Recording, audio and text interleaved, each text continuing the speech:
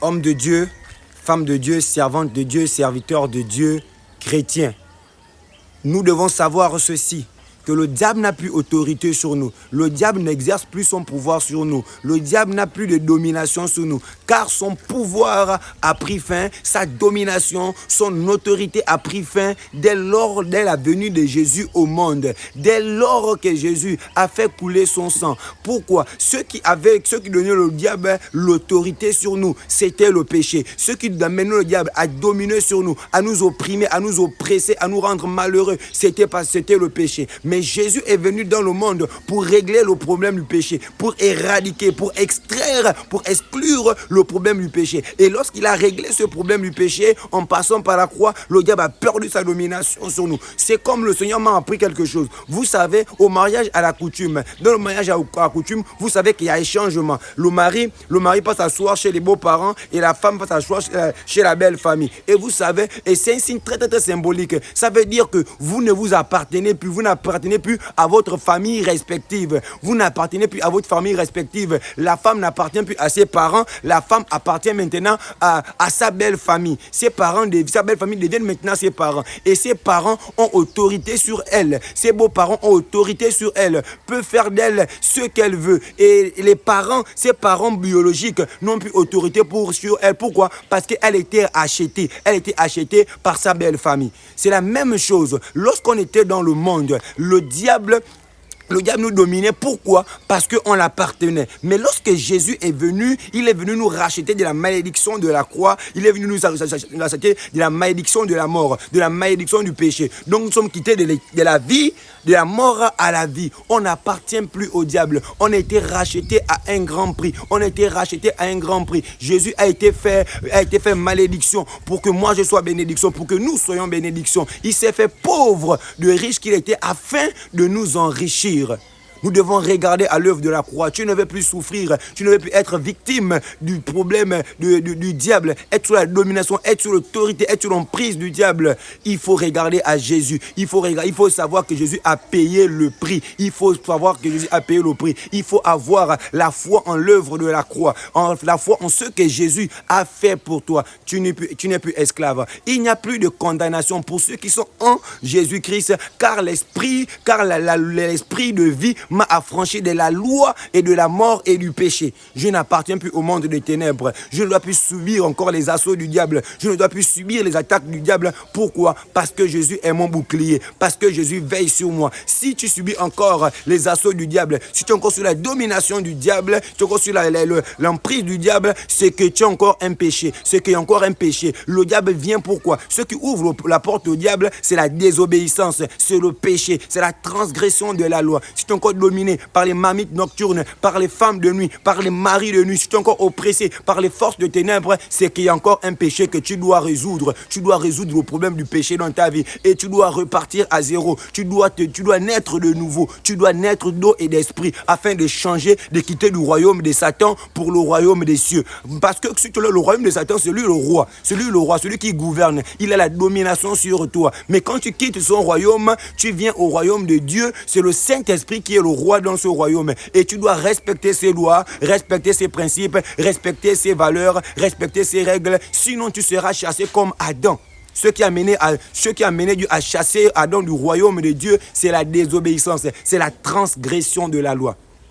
Bien-aimé, revois ton problème de péché. Revoir le problème du péché.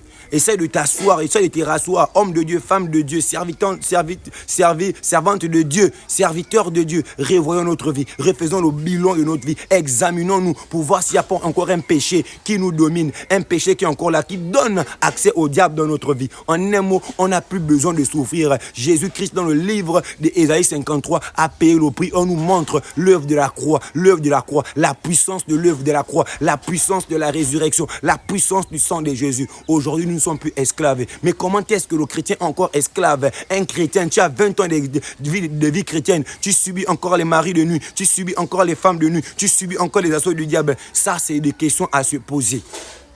Nous devons nous poser des bonnes questions. Regardons à l'œuvre de la croix. Tu ne veux plus souffrir. Tu veux vivre une vie excellente, épanouie. Regarde à l'œuvre de la croix. Regarde au sacrifice de Jésus. Ne foule pas le sacrifice de Jésus aux pieds. Ne néglige pas, ne méprise pas.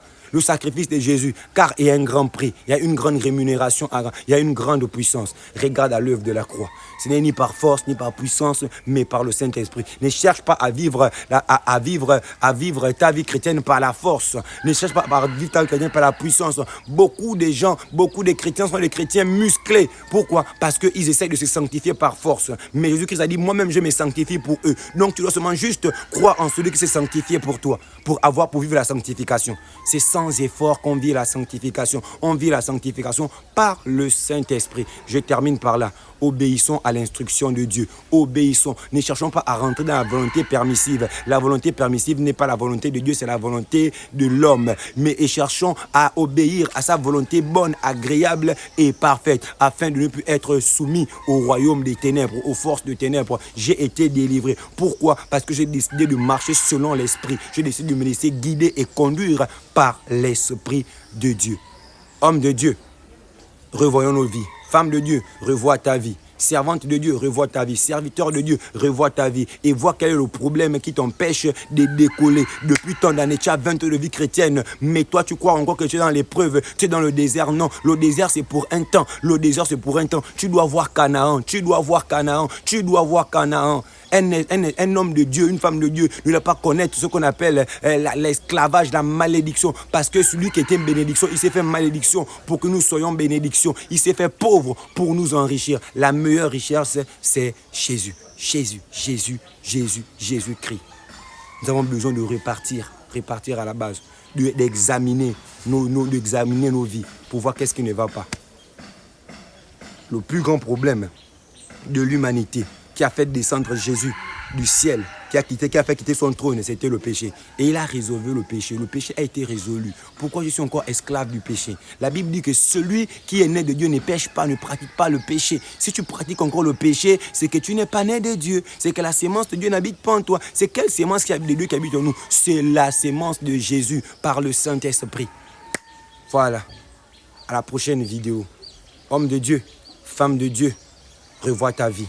Revois ta vie. Si tu dois te confesser, si tu dois te repentir, répands-toi et pratique des bonnes œuvres. Si tu avais abandonné ton premier amour, reviens. Pourquoi? Lorsque Jésus-Christ dit que ce que je compte, c'est parce que tu as abandonné ton premier amour. C'est pas ce que tu faisais avant. Le premier amour, c'est Jésus. Si on parle de tu as abandonné ton premier amour, ce que tu as fixé, tu as viré sur ton deuxième amour. Le deuxième amour ici peut être le foyer, peut être le ministère, peut être ta femme, peut être le téléphone, peut être tes activités, peut être ton travail, peut être ta famille. Le deuxième amour. Mais tu dois revenir au premier amour. Venir au premier amour, c'est le premier amour qui va t'amener à pratiquer tes premières œuvres.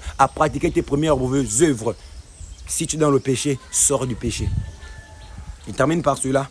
Homme de Dieu, femme de Dieu, servante de Dieu, serviteur de Dieu, n'abandonne pas le ministère, n'abandonne pas ton appel, n'avorte pas ton appel à cause du bien de ce monde, n'avorte pas ton appel à cause des tribulations, à cause des échecs répétés de la vie. N'abandonne pas le ministère, n'abandonne pas ton appel, persévère, car tu es proche du but. Si tu vis une vie de sainteté, si tu obéis à Dieu, si c'est vraiment Dieu qui t'a appelé, si c'est vraiment Dieu, tu es sûr que Dieu t'a appelé, n'abandonne pas, persévère, car tu verras le bout du tunnel. Comment après toutes ces années de persévérance, après tous ces temps de persévérance, tu veux abandonner alors que tu es proche du but? N'abandonne pas, persévère, n'abandonne pas, persévère. Regarde les yeux, regarde les yeux fixés sur Jésus. Garde les regards sur Jésus. Attends-toi à Jésus. Regarde à Jésus. Sois patient et persévérant, car tu verras le bout du tunnel, tu verras la lumière, tu vas jubiler dans bientôt. Réjouis-toi parce que ton heure de jubilé arrive, ton heure de gloire arrive.